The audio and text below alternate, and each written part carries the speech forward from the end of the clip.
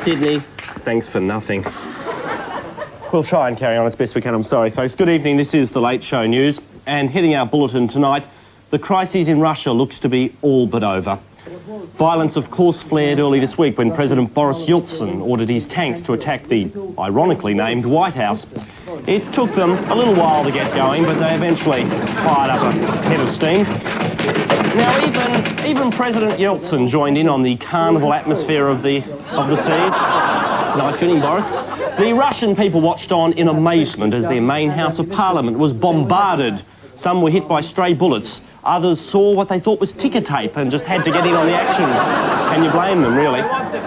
Meanwhile, rebel troops surrounded Moscow's TV station, forcing it off air and to a standby program.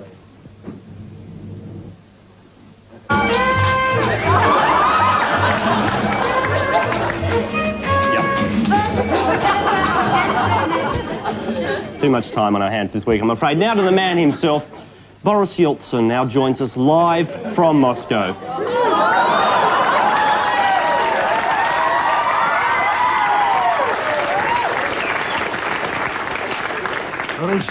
Pleased to be with you.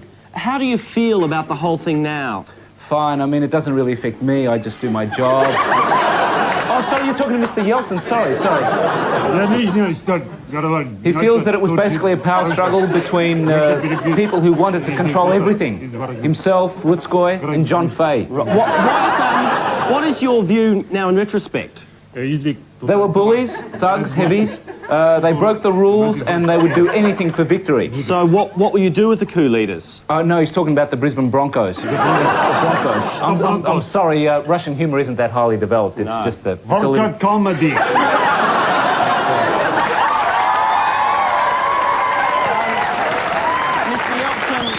Mr. Yeltsin, getting back to the coup, it did actually start after you unconstitutionally dissolved Parliament. I mean, Mikhail Gorbachev's called you a dictator.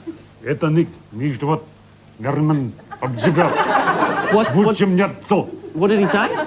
He's not actually saying anything. He's imitating the sound you make when you play a record backwards. Paul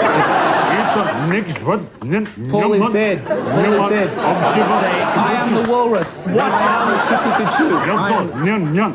What do you want? What do you want now for the future?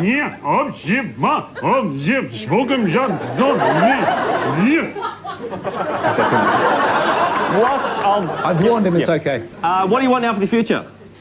I have one wish for the future. That one day I will be able to fully open my eyes. A beautiful thought indeed. Mr. Yeltsin, thank you for your time tonight. That's his wish. Briefly. We got them open.